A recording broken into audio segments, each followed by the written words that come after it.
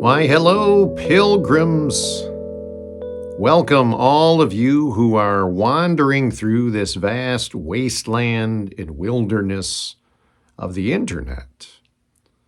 Welcome to this leg of your journey. Welcome to this sacred space where we have a chance to journey together through a psalm a day, so to speak, as we just spend a little bit of time reading and sitting in the Psalter one by one, allowing the poetry of each of these little prophetic compositions to speak to our hearts and souls and see kind of how we are stirred and moved by the living God.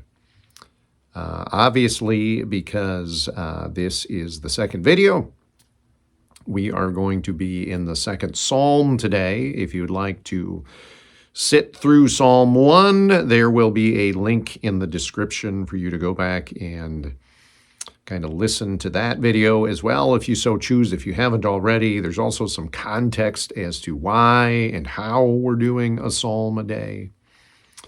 But let's jump into Psalm 2 here and see what it has to say to us today.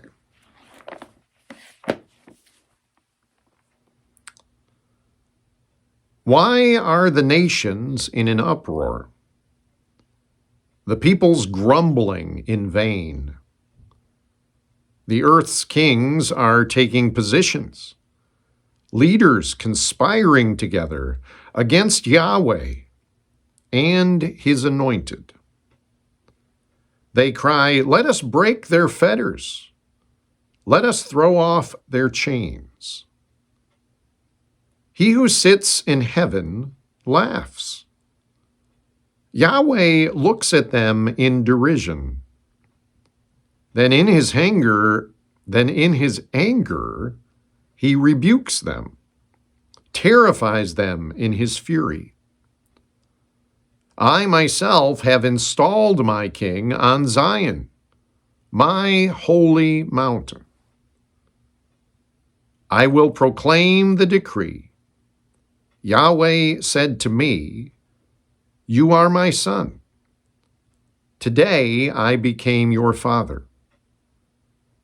Ask of me, and I will make the nations your inheritance. The whole wide world will be your possession. You will break them with an iron rod, shatter them like a clay pot. Therefore, kings, be wise. Be warned, you judges of the earth. Serve Yahweh with fear. Rejoice, but with trembling. Kiss the Son, lest he be angry, and you perish along the way, when suddenly his anger blazes. How blessed are all who take refuge in him." These are the true and poetic words of our eternal God. Psalm 2 has a lot of interesting similarities and maybe even progressions from Psalm 1. Whereas Psalm 1 has a superscription to it. Actually, my bad. Psalm 1 doesn't have a superscription to it. Neither does Psalm 2. It looks like, whereas if you're just thinking Psalm 1 is kind of an invitation into the path of wisdom in general, and recognizing there are two ways and two different groups of people. There are the blessed ones. It's a beatitude, the first psalm. But then there are also the wicked. And you have to choose which path you're going to follow, and that will determine your ultimate destiny. Psalm 2 almost picks up with, there are a bunch of nations who have chosen the foolish path, the wicked path. And maybe they aren't recognizing what Yahweh, the great king, the king of the universe, the king of all nations, is doing, and therefore their plan is to rebel and kind of do your own thing. Now, you sort of had this kind of thing that happened a lot in the ancient world. Some of us here at Zion read together through 1st and 2nd Samuel, 1st and 2nd Kings, this fall and winter, and there was a lot of this, especially towards the end of the divided kingdom, where you would get conquered and you would sort of pay homage and become subservient to another nation, and then eventually you would try and rebel and get your own independence again.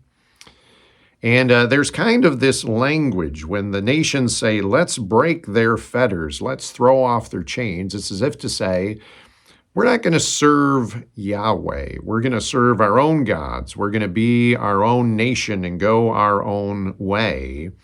And there seems to be a lot of disrespect and unwillingness to recognize the authority of the so-called Son of God, which in the ancient world is a title for the king of Israel in the earthly sense. So a lot of this could be considered almost a coronation psalm, that this person has been installed by Yahweh, has been promised the nations as his inheritance, and is able to rule on behalf of God, who sort of laughs at the anger and the rebellion of the other nations and makes a point. I myself, this is Yahweh speaking, have installed my king on Zion, which is my holy mountain. It's interesting, Psalm 2 has a lot of voice changes as well. There's sort of this third party asking what's going on with the nations. At the beginning, you have Yahweh speak at least once in verse 6 there. And then you have the king speak right after Yahweh, saying, I will proclaim the decree that Yahweh said to me, you are my son, today I became your father. And therefore, you go back to this third party at the end for be wise and be warned, you kings and judges of the earth. I can see a few different ways to read this. You can read it in sort of its ancient setting during the days of the kings. You can certainly see a lot of messianic hinting going on here, whereas Jesus himself is proclaimed to be the Son of God and inherits all of the nations of the world. And you can even see some parallels to our own day. Any kind of nation, king, leader who doesn't recognize Yahweh's rule and authority or his Son stands in great opposition to what God is doing, not only in the moment, but also in the path of history.